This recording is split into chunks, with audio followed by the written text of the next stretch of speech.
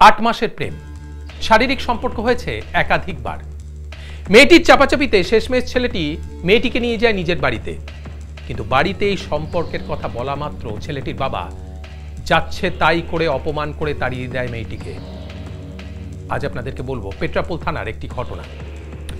সুহানা 18 বছর বয়স, বাবা মা আর বোনের সঙ্গে এই পেট্রাপোল সীমান্তেই থাকত। পরিবারের অবস্থা খুব একটা ভালো নয়, কিন্তু সুহানাকে দেখতে ছিল খুবই সুন্দর। ভারত বাংলাদেশ সীমান্তে প্রতিদিন বিকেলে ভারত বাংলাদেশ সেনারা একসাথে যৌথ উদ্যোগে প্যারেড মার্চ করে, যেটা মৈত্রীর প্রতীক। সেটা দেখতে দূর দূরান্ত থেকে মানুষজন আসে। এই মেয়েটিও যেত সেখানে। সীমান্তের পাশেই একটি স্টেশনারি দোকান ছিল, দোকানটা ছিল মনিরুল মণ্ডলের।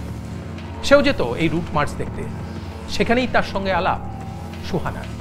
আলাপ থেকে বন্ধুত্ব, বাড়ির সমস্ত খবরাখবর দেওয়া নেওয়া চলত। বন্ধুত্ব ধীরে ধীরে গভীর হয়, ভালোবাসা হয় দুজনের মধ্যে। একাধিকবার শারীরিক সম্পর্ক হয় তাদের। সুহানাকে বিয়ের প্রতিশ্রুতিও দেয় মনিরুল। 8 মাসের প্রেম ছিল তাদের। সুহানা এরপর মনিরুলকে বিয়ের জন্য চাপ দিতে থাকে। সুহানার বাড়িতে এই সম্পর্কের ব্যাপারে সবাই জানত। নিজেদের থেকে পয়সা এবং অনেক বেশি প্রভাবশালী বলে সুহানার পরিবারে এই সম্পর্কের ব্যাপারে কারো কোনো আপত্তি ছিল না। এরপর সুহানার চাপাচাপিতে মনিরুল তাকে তার নিজের বাড়িতে নিয়ে গেলে মনিরুলের বাবা যাচ্ছে তাই করে অপমান করে তাড়িয়ে দেয় সুহানাকে।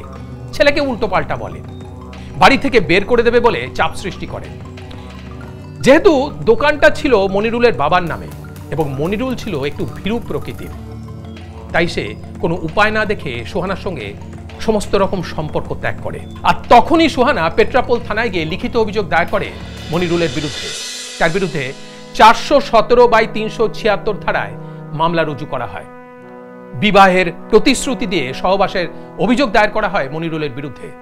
বর্তমানে সে পুলিশি হেফাজতে। বিবাহের প্রতিশ্রুতি দিয়ে শারীরিক সম্পর্ক স্থাপন আর তারপরে সেই সম্পর্ক ত্যাগ, এরকম ঘটনা আজকাল আকছার ঘটছে। তাই যে কোনো সম্পর্কে জড়াবার আগে ভালোভাবে খোঁজ খবর নিন, তবেই কিন্তু আপনার ভবিষ্যৎ জীবন সুখের হবে।